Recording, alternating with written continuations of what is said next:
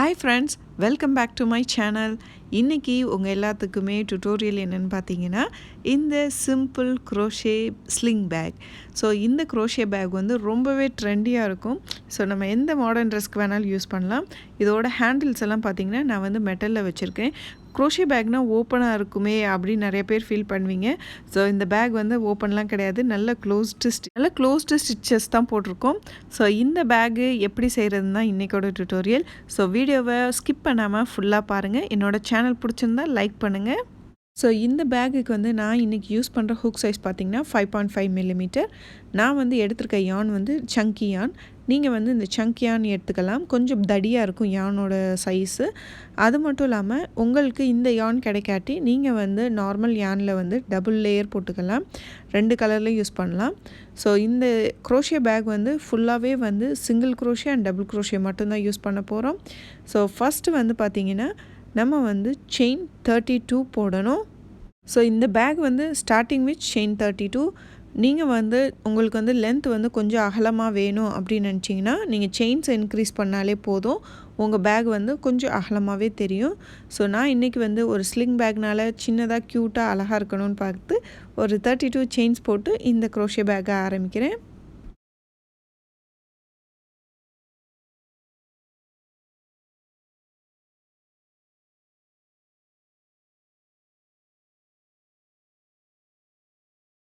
So இப்போ chain முடிச்சாச்சு. நம்ம அடுத்த ரவுண்டு வந்து இந்த செயினில் வந்து பாக்கி இருக்கிறதுல வந்து ஃபுல்லாத்துலேயும் நம்ம 1 சிங்கிள் crochet போட போகிறோம். ஸோ இது ஃபுல்லாத்துலேயும் பார்த்திங்கன்னா 1 சிங்கிள் crochet போட போகிறோம்.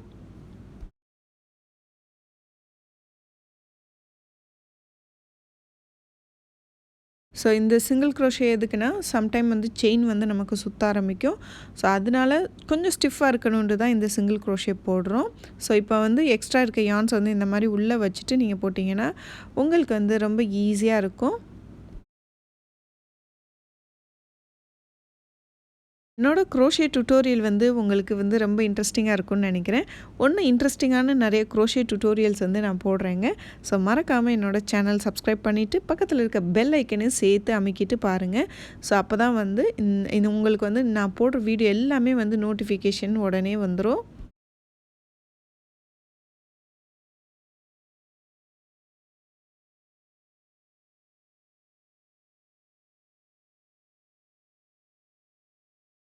ஸோ நம்மளோட சிங்கிள் crochet ஸ்டிச்சஸ் வந்து முடிஞ்சிருச்சு. இதுக்கப்புறம் ரவுண்ட் 2லேருந்து பாக்கி இருக்க 44 ரவுண்டு வரையுமே நம்ம வந்து ஃபுல்லாமே ஒரே கைண்ட் ஆஃப் ஸ்டிச்சஸ் தான் போட போகிறோம். அதாவது 1 சிங்கிள் crochet, அடுத்ததில் வந்து 1 டபுள் crochet, இந்த மாதிரி தான் போட்டுட்டு வர போகிறோம். ஸோ இப்போ செயின் 1 போட்டு திருப்பிட்டே இல்லையா, அடுத்த இதில் வந்து 1 சிங்கிள் crochet போடுங்க, அதுக்கு அடுத்ததில் வந்து 1 டபுள் crochet போடுங்க. இந்த மாதிரி வரிசையாக வந்து பேட்டர்ன் வந்து ஒரே பேட்டர்ன் தான். உங்களுக்கு வந்து நம்ம இப்படி தான், அதாவது ஒரு ரவுண்ட் போயிட்டு அதே இதில் வந்து மேலே திருப்பி வர மாதிரி கிறிஸ் மாதிரி தான் போட்டுட்டு வர போகிறோம். நம்ம வந்து ரவுண்ட் ஷேப்லேயோ சர்க்கிள் ஷேப்லேயோ வந்து நம்ம இந்த பேக் பண்ணது போகிறது கிடையாது. ரெக்டாங்கிள் ஷேப்பில் பண்ணி ஃபோல்டு பண்ணி தைக்க போகிறோம். இதில் வந்து சிங்கிள் crochet, 1 சிங்கிள் crochet, அடுத்து 1 டபுள் crochet, இது மட்டும்தான் போட்டுட்டு வாங்க. ஸோ போட்டுட்டு வரையிலே உங்களுக்கு தெரியும் பேக் வந்து நல்லா வந்து ஃபினிஷ் வந்து டைட்டாக இருக்கும். அது மட்டும் இல்லாமல் நல்லா க்ளோஸ்டு ஸ்டிச்சஸாக இருக்கும். ஸோ இப்போ நான் வந்து ரவுண்ட் 2 வந்து ஃபினிஷ் பண்ண போகிறேன், டபுள் crochet வந்து முடிக்க போகிறேன். ஸோ லாஸ்ட் இதில் வந்து எனக்கு இப்போ டபுள் crochet வருது. அடுத்ததில் வந்து கடைசியாக சிங்கிள் crochet போடுறேன். போட்டுட்டு செயின் 1 போட்டுட்டு திருப்புங்க. ஸோ இந்த மாதிரி தான் இதை வந்து லென்த் வைஸ் நம்ம வந்து எக்ஸ்டெண்ட் பண்ணிகிட்டே போக போகிறோம். இப்போ பார்த்திங்கன்னா எவ்வளோ க்ளோஸ்டு ஸ்டிச்சஸாக இருக்குது. ஸோ லென்த் வைஸ் வந்து எக்ஸ்டெண்ட் பண்ணிடுங்க. இப்போ வந்து செயின் 1 போட்டுட்டு அடுத்த ரவுண்ட் வந்து நான் வந்து உங்களுக்கு எப்படி பண்ணுறதுன்னு காமிக்கிறேன். ஸோ இப்போ பார்த்தீங்கன்னா ஒரு 5 ரவுண்ட்ஸ் போட்டதுக்கப்புறம் என்னோடய பேக் வந்து இப்படி தான் இருக்கும். ஸோ இதை வந்து நம்ம அப்படியே எக்ஸ்டெண்ட் பண்ணிகிட்டே போகணும். எவ்ரி எண்ட் ஆஃப் தி ரவுண்டில் வந்து நீங்கள் செயின் 1 போட்டுட்டு அதுக்கப்புறம் அப்படியே உங்கள் ஒர்க்கை வந்து திருப்பிட்டு அடுத்த ரவுண்டில் இப்படி பண்ணணும். ஸோ இந்த மாதிரி க்ளோஸ்டாக உங்களுக்கு வந்து ஸ்டிச்சஸ் வந்து இருக்கும். ஸோ ஒரு ஸ்டிச்சுக்கும் பார்த்தீங்கன்னா கொஞ்சம் நெருக்கமாக இருக்கும். சில இதில் வந்து சிங்கிள் crochet மேலே டபுள் crochet வரும், டபுள் crochet ஸ்டிச்சில் வந்து சிங்கிள் crochet வரும் அடுத்த ரவுண்டில். ஸோ இந்த மாதிரி வந்து உங்களுக்கு வரும்போது க்ளோஸ் ஸ்டிச்சஸ் இருக்கிறனால உங்களுக்கு வந்து பேக் வந்து ரொம்ப ஓப்பனாக தெரியாது. ஸோ இப்போ கம்ப்ளீட்டாக முடிச்சுட்டு காமிக்கிறேன்.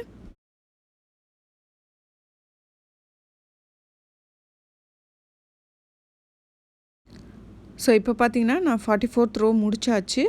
ஸோ இப்போ பேக் வந்து இப்படி தான் இருக்குது. இதை வந்து இந்த மாதிரி ஃபோல்டு பண்ணி நம்ம வந்து இது பண்ண போகிறோம்.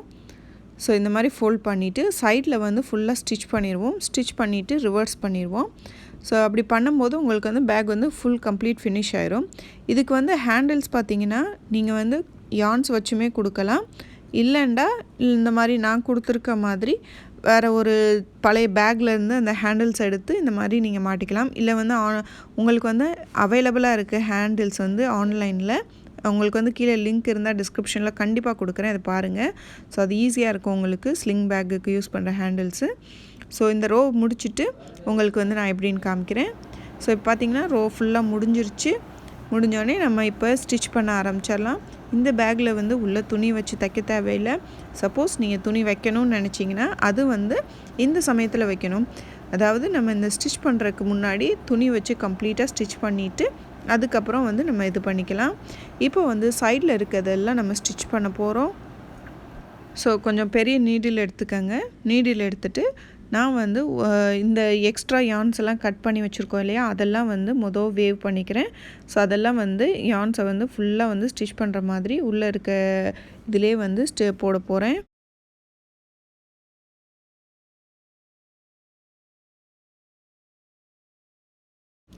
ஸோ எண்டை வந்து வேவ் பண்ணி முடித்தோடனே நம்ம அதை எக்ஸ்ட்ரா இதை கட் பண்ணிடலாம். ஸோ இப்போ சைடில் இருக்கிறத ஸ்டிச் பண்ணிடணும். கீழேருந்து ஸ்டிச் பண்ணாமல் மேலேருந்து ஸ்டிச் பண்ணிட்டு வர போகிறேன். ஏன்னா வந்து மேலே வந்து நம்ம ஃப்ளாப் ஓப்பனிங் வைக்க போகிறோம். ஸோ அதுக்காண்டி தான்.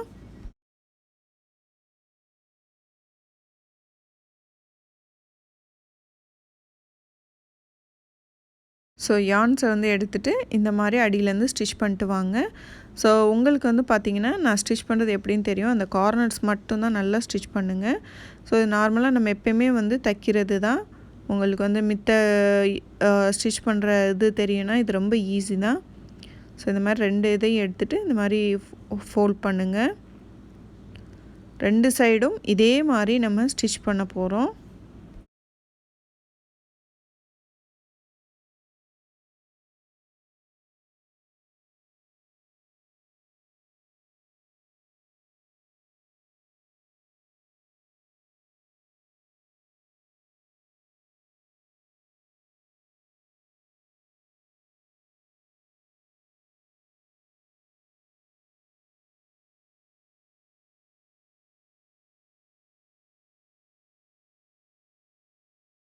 ஸோ இப்போ பார்த்திங்கன்னா ஒரு சைடு ஸ்டிச் பண்ணி முடிச்சாச்சு. எப்படி இருக்குன்னு பாருங்கள். ஸோ இப்போ அடுத்த சைடே நம்ம ஸ்டிச் பண்ணி முடிச்சிடலாம். ஸோ இந்த எக்ஸ்ட்ரா இருக்க யான்ஸ் எல்லாம் வந்து உள்ளே வந்து நம்ம திருப்புற முன்னாடி நம்ம இது எல்லாத்தையும் கட் பண்ணி எடுத்துடணும். ஸோ அடுத்த சைடும் இதே மாதிரி ஸ்டிச் பண்ணிக்கலாம்.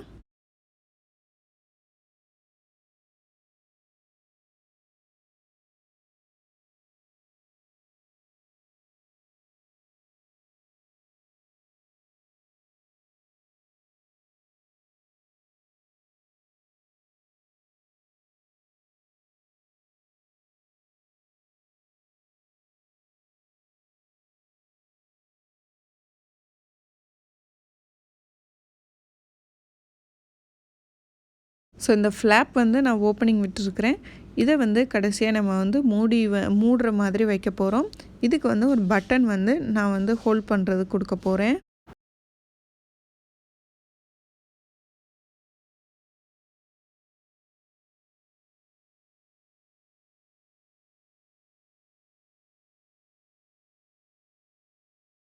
ஸோ 2 சைடு ஸ்டிச் பண்ணி முடித்தோடனே அப்படி ரிவர்ஸில் ஃபோல்ட் பண்ணிடுங்க.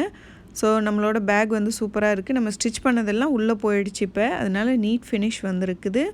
ஸோ நம்ம ஃப்ளாப்பை வந்து க்ளோஸ் பண்ணுறதுக்காண்டி பட்டன் வச்சு நம்ம தைக்க போகிறோம். ஸோ பட்டன் வந்து வெளியில் தான் இருக்கும். கொஞ்சம் டிசைனாக இருக்கிறனால நான் வெளியிலே வச்சுருக்கிறேன். ஸோ ஃபஸ்ட்டு வந்து இதுக்கு வந்து இது ஹோல்ட் பண்ணுறதுக்கு ஒரு செயின் மாதிரி அந்த ஃப்ளாப்லேயே நம்ம ஜாயின் பண்ணிவிட்டு அதை கடைசியாக வந்து பட்டனை வந்து நம்ம ஸ்டிச் பண்ண போகிறோம்.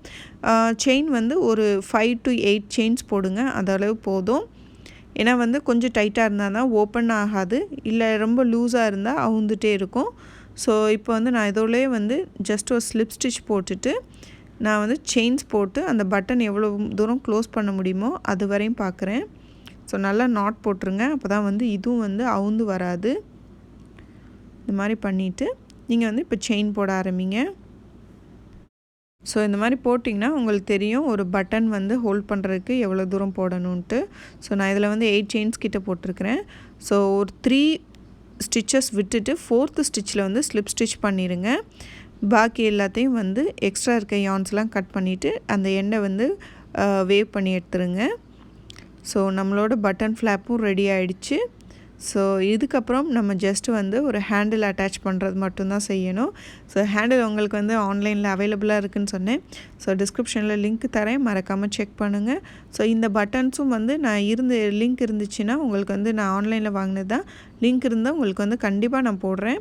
ஸோ நீங்களும் ஆன்லைன்லேயே வாங்கிக்கலாம் ஈஸியாக. எக்ஸ்ட்ரா யான்ஸ் எல்லாம் நான் கட் பண்ணி எடுத்துறேன். பட்டன் வந்து நீங்கள் இந்த மாதிரி வச்சு ஸ்டிச் பண்ணிடுங்க. ஸோ நம்மளோட பேக் வந்து செம்மையாக ரெடி ஆகிடுச்சு. இந்த மாதிரி நிறைய டுட்டோரியல்ஸ் உங்களுக்கு வந்துட்டுருக்குது. மறக்காமல் என்னோடய சேனலுக்கு சப்ஸ்கிரைப் பண்ணுங்கள். உங்கள் ஃப்ரெண்ட்ஸ்க்கு யாருக்காவது குரோஷே பிடிக்குன்னா கண்டிப்பாக உங்ககிட்ட ஷேர் பண்ணுங்கள். பாய்.